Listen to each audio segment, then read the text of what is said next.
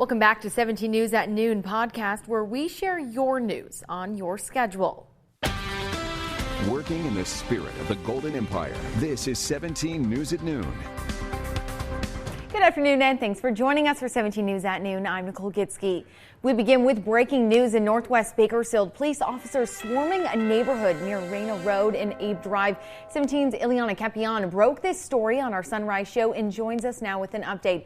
Ileana, what can you tell us? Nicole, a very different scene now than what it was earlier today. We arrived here on Reyna Road, on the corner of Abe and Reyna Road, just after 5:45 this morning, where there was a heavy police presence, but neighbors tell us that there was an even heavier police presence before we got here. This is the center of an investigation going on right now.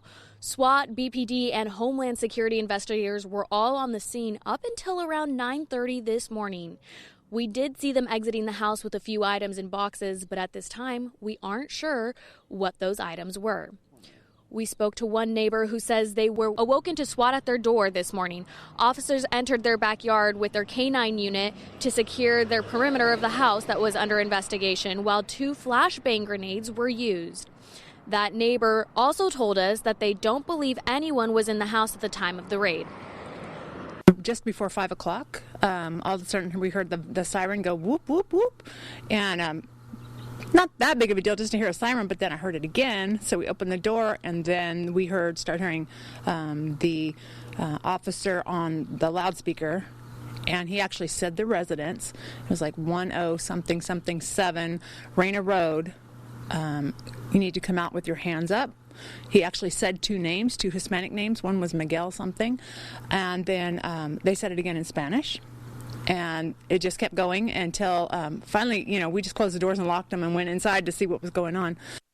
I just got off of the phone with BPD, who said they were not handling the investigation. However, they were helping federals with the investigation. Now, at this time, all that we know from Homeland Security is that the U.S. Attorney should be releasing more information by the end of the day. Nicole, back to you. All right, thanks for that, Ileana. And southwest of Arvin right now, there is another major law enforcement presence in what may be a related investigation. 17's Eitan Wallace joins us from the scene where federal authorities have surrounded a house. Eitan.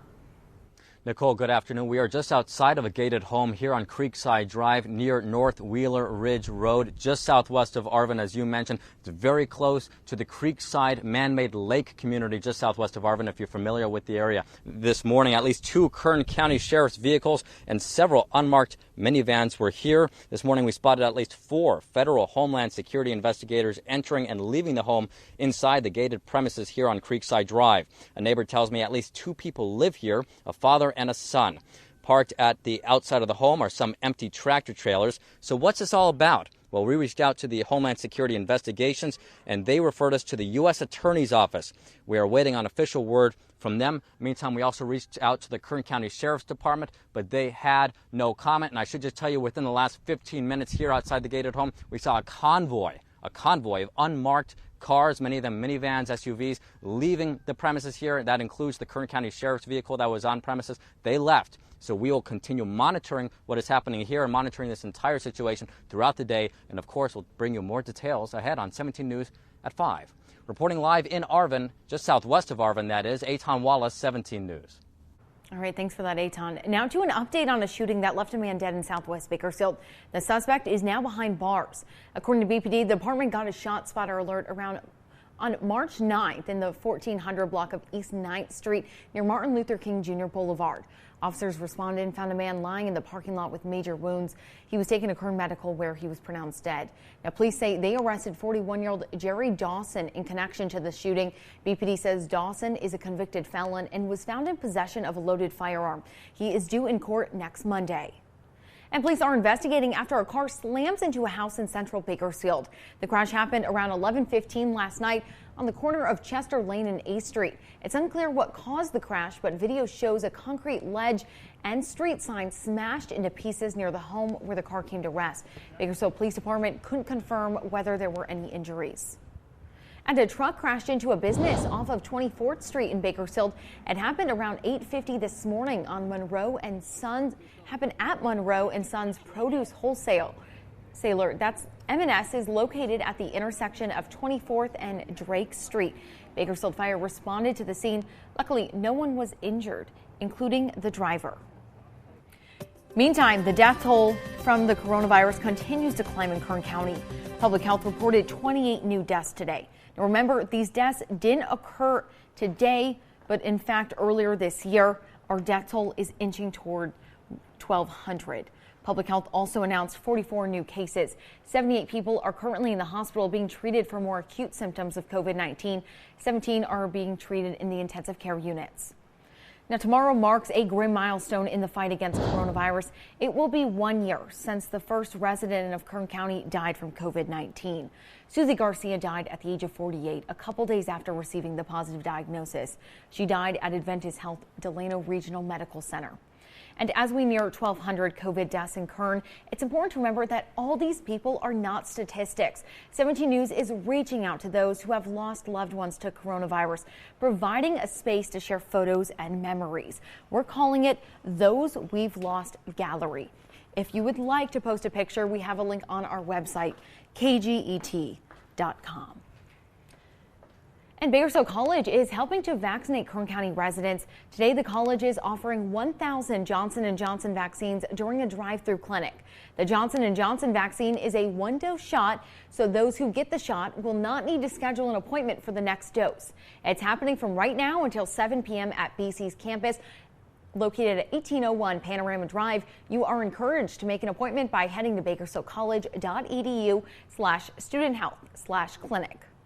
And Cal State Bakersfield's mass vaccination site is open, working to get the vaccine into the arms of thousands of people. Appointments opened Wednesday for the new mass vaccination site at the university, and they still have appointment slots available at this time. CSUB teamed up with Kaiser Permanente, Dignity Health, and Adventist Health to provide the shots and staffing needed for this huge undertaking. The site is open 7 days a week from 8 a.m. to 6 p.m. Now, until April 1st, eligibility for the vaccine remains as follows. Anyone age 65 or older, healthcare workers and first responders, teachers, farm workers, child care workers, and those in emergency services, pregnant women, and people with serious health conditions like cancer, type 2 diabetes, and chronic kidney disease, along with people with developmental disabilities and those in certain work settings like public transit and the prison system. And if you are in one of those eligible groups, you can get the vaccine right now by signing up for an appointment using the state's website, myturn.ca.gov. You can also call 833-422-4255 to schedule an appointment.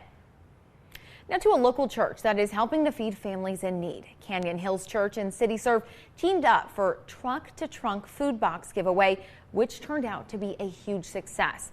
The church has over 2,600 food boxes. Each 30-pound box contains fresh produce, protein, and dairy items. The USDA says it'll supply 26 meals for a family of 4. So this means a lot to those who are struggling through the pandemic.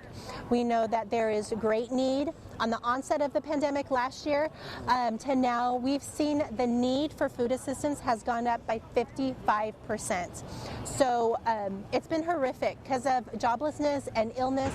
People are having to decide to either pay for rent or buy groceries. According to City Serve, the issues extend further than food insecurity. Many of these people are dealing with mental health effects, and just having someone reach out could make all the difference. Movie lovers rejoice. Movie theaters are set to reopen in Kern County as we enter the less restrictive tier.